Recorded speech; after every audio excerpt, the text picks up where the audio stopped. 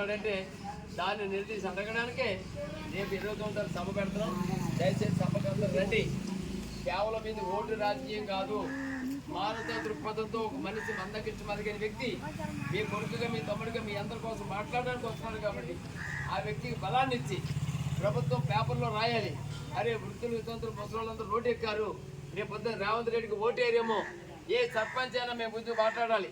ఏ సర్పంచ్ అని ఓటు వేయించేటప్పుడు మా ఎమ్మెల్యేకి ఓటు అయినా సర్పంచ్ ఎవరైనా మీ పెన్షన్ పెరలేదని అడిగే హక్కు ఉందా? అడగలుగుతున్నారా? అంటే ఎవరికి మాట్లాడినప్పుడు మనమే మాట్లాడుకోవాలి. మీ గొంతుకే మందకృష్ణ మందికి ఉన్నాడు కాబట్టి ఇంతమంది. నేను ఎక్కడో ఆంధ్రప్రదేశ్ నుంచి రాజమండ్రి నుంచి వచ్చాను ఇక్కడికి. మమ్మల్ని ఇన్ఛార్జిగా వేశారు. మీ గ్రామాలు తిరిగి మీ దగ్గర ఆర్థికంగా మాకు రూపాయి అవసరం లేదు. మీ దగ్గర నుంచి మేము ఓట్లు అడుగునే పని లేదు. కేవలం మీ తరపున మాట్లాడడానికి వచ్చిన మందకృష్ణ మందికి సైన్యంగా ఒక నాయకుడిగా గ్రామం తిరుగుతున్నాం. కానీ ఒక ముసలాన్ని ఒక వృద్ధులు వికలాంగులు మీరు 10 మందికి చెప్పాలి. అరే మనకు అన్యాయం జరిగింది, మందకృష్ణ మందికి ఆల్రెడీ 2000 రూపాయలు ఇప్పించాడు.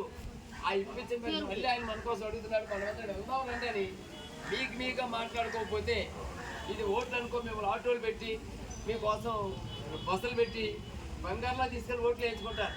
కానీ ఈరోజు మీకోసం ఎవరు మాట్లాడుతున్నారు మాదిగడ్డలో నాయకులుగా మందకృష్ణ ఉన్నారు కాబట్టి ఆయన పెట్టినట్టుగా మీ దగ్గరికి వచ్చాం. మీ యొక్క వచ్చాం కాబట్టి రేపు 29 మంగళవారం నాడు రండి.